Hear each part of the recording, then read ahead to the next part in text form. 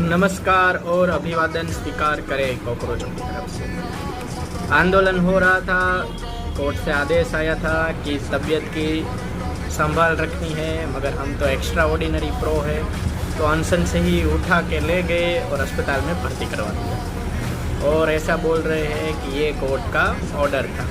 Court का order तो ये भी था कि किसी के घर पर बुलडोजर नहीं चलाना चाहिए, मगर उसका पालन नहीं करेंगे।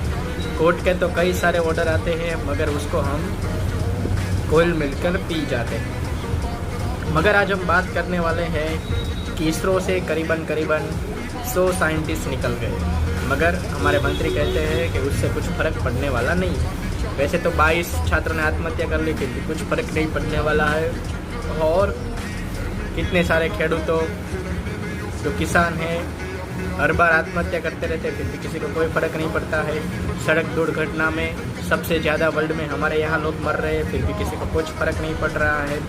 ट्रेन अकस्मात में मर रहे हैं, फिर भी किसी को कुछ फ़र्क नहीं पड़ता है।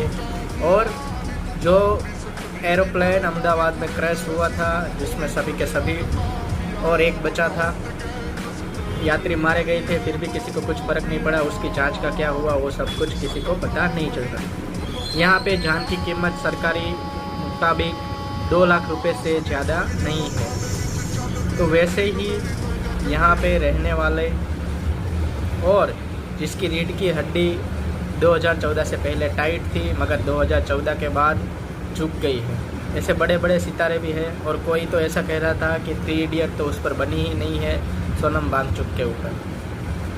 तो 15 साल के बाद उसको याद आया कि ये फिल्म 3 इडियट है, वो सोनम वांगचुक पर नहीं बनी है। 15 सालों तक उसको याद नहीं था।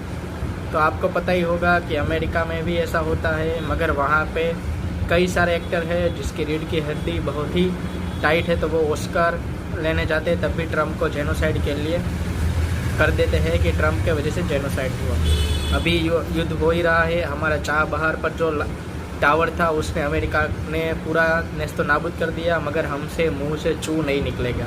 अगर चाइना का इन्वेस्टमेंट होता और वहाँ पे कुछ होता तो पता चल जाता अमेरिका वाले को ये किससे पंगा चल रहा है। मगर हमारा तो क्या है जी, हजूर में चलता है। हमारा तो विश्व में डंका भी बजता है और हम वो खुद बजवाते हैं। दूसरे लोग तो हमारा डंका बजवाते नहीं है, हमारी बजा के चले जाते हैं। तो वैसे ही हो रहा है।